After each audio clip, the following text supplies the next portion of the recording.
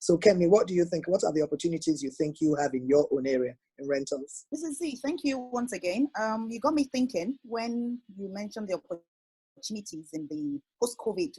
I actually didn't even think of opportunities. I was just thinking of, okay, if we start events, we'll start events. You know, I really try not to stress myself on things that I cannot control, you know.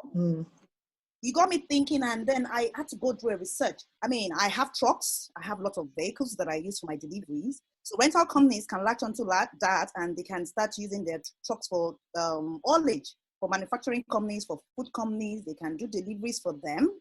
Online training. I thought of online training. I mean, I have a wealth of experience with my business, with my rentals. I can decide now to start online training. How do you want to start rental business? And I can get income from that. Anybody can look into that from any part of the world and pay me in dollars. I don't even need Naira right now. They should pay me in dollars. $1 is about $4.50 today now. You know, so they pay me in dollars. They log onto it. I'm going to come up with a schedule, a syllabus of various things related to rentals. I thought of my clients as well, that when we get back, in order to make the lost funds, because you need money for the business, I'm thinking of having packages. And what do I mean by packages? So for example, as it is now, customers come to us, we just tell them you can rent chairs, table, go to our Instagram page, or we'll send you the brochure. Now, the 10 packages, I would do packages for like 100 people, 200 people, 50 people, different options, like your tent, your chairs, your tables, different types of chairs, and I give you a sum total. So you're looking at it, you don't even have to waste time. In that way, I'm generating more sales for my business, because once you look at it, you'll be like, oh, wow, this is beautiful. Let me just pay for it. So that way, I'm doing my marketing on the side, making sure that customers are getting this, because for every request you're sending to us, we're sending you those packages. So you'll be like, wow, wow, wow. You know, options are there for you. And then I thought of online presence.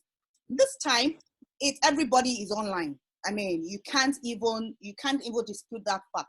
What is your website looking like? If you don't have a website, get on your website. Let customers have less interaction with you. Let them go on your website and actually book for their orders. They don't have to physically come over to your office. You know, from there, they can select, they can have a visual view of what their event will look like by being on your website. Have an app.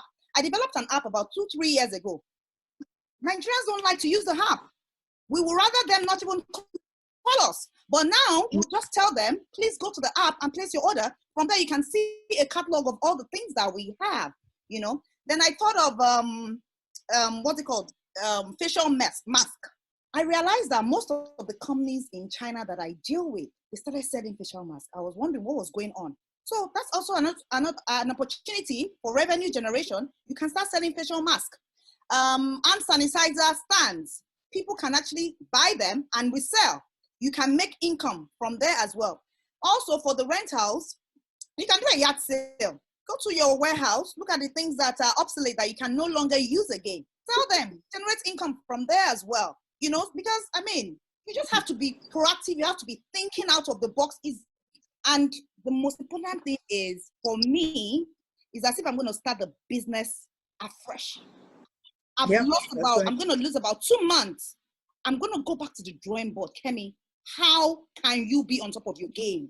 How can you get those customers back to you? Now your customer service has to be top notch. Your customers are like your babies, they're like your king. You know, you have to be extra nice to them so that they can come to you, because the survival of the fittest. Everybody wants customers. So you have to hold on to the ones that you can get, and you want to hold on to them very well. So it's a ball game when we get back. So I'm excited about it. I'm not even going to be brooding over it. I'm excited to start over. I mean, I enjoy what I do anyway. It's just like I said, the income is not coming, but it will come.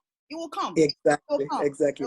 Thank you so much, Kefi. And I am glad that you said it was me asking you that question that made you think. And this is the whole purpose of us having this webinar, because there was just too much doom and gloom. There was too much, it is all over. It cannot be over. We cannot have invested years, sweat and blood in these businesses, and then we let it all slide. I mean, just think of it. In just a couple of days of thinking, you have thrown at least 10 business ideas into the space. But the only one I'm not going to let you do, Kemi, you cannot import your facial mask. You will do them locally. Do them locally. If I can get the good standard. Exactly. No. There's loads of people doing facial masks.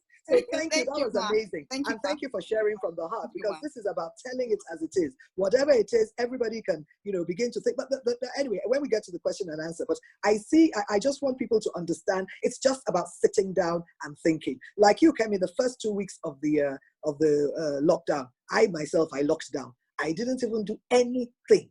And I think that 2 weeks of rest was able to now enable me to begin to think, to recharge me. So let us use this time usefully. Go back to the drawing board. Remember, what are you good at? Remember, why did I go into the business? And see what you can begin to do. If you're going to have to learn a new skill, if you're going to have to get out of the one you're in and go somewhere else. So thank you. That was so real and so true and so generous of you to share so freely. Thank you, Kemi. So now I go to you, Funke. What ideas do you have for the event space? What do you think are the new opportunities there? Okay, thank you. When Kemi has spoken, Isaiah has spoken, I'm just like, what do I say? What do I say? I think that the thing is really, at least for anyone, everybody, I think almost everybody has kind of said it in one way or the other. Think about why you are why are you doing what you do? What is the why? This is the time to look inwards. This is the time to fix your processes. This is the time to fix your structure. Yeah, very important. This is the time to look at all the things that you wanted to do before and you couldn't do just because of time. So this is that time to really perfect all that you can perfect, and this is the time as well to look at your business as a whole. So for example, Zafira is known usually, and we do small events, intimate events, but we're usually known for doing 1,500, 2,500, 3,000, How do you let clients and customers see that you can actually plan events, smaller events? So, basically everybody probably needs to go, as you're looking, adapt, look inwards. Some people may diversify outside the event business. You may not need to diversify outside the event business. You may need to diversify inside your own business. So you need to look at your own business and say, how can I make this business more effective? What can I do better? What can I create? Kemi has talked about creating smaller packages. Can I create a smaller package that will cater to the needs of this type of clients that are coming to me now, or even the clients that didn't know before that they could even do this type of events? Can I sell this idea to them? There are some clients that will never do small events. There are some clients, they will rather wait for COVID to be over in 3 years and they will do their party. Exactly. That one is standard. You already know. Yes. We already know that. So it's very important that we also understand the space we're playing in. For us, for example, most of our events that got postponed from March, April, May till the end of the year. A lot of them, we've approached a few of them. Please, let us do smaller events for you. Let's do Zoom wedding. Let's do virtual party. They said they don't want. They said we're still going to party. Whenever the thing ends, we will party. Do you understand? So yeah, it's definitely introducing all the virtual events, introducing all that. But there's some people that will never do virtual.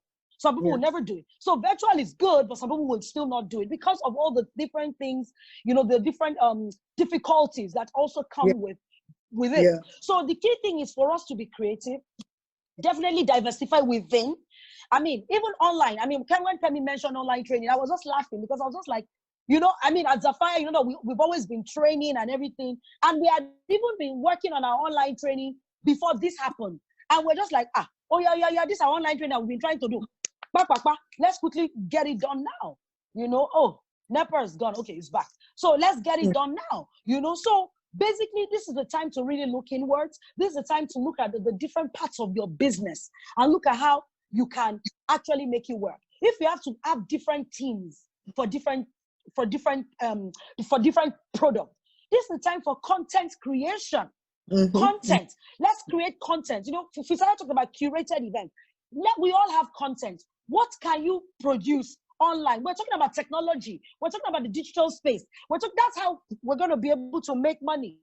Online visibility. Get up there. Everybody says, Funke, you're always online. Say, I'm always online for a reason. I'm online for a reason. Don't be play. I'm online for a reason. So get up there. Attract international clients. Another thing I wanted to say as well is also that we may need to start thinking of Oh, wow. This is a problem with online. Now Shunka is frozen out. Sorry. We must remind So her of sorry, I'm whatever back. point. I'm back. Yeah, great. Okay. So we may need Let's to hear your start. We first. may need to start thinking of different types of locations to do our events. Yes. People cannot go and marry abroad again for a while. Nobody is going to get on a plane to go to no London or Paris to go marry. They're going to marry Nigeria. So how can you create spaces? I'm looking at Eventful. I'm like, Eventful, let's divide the hall.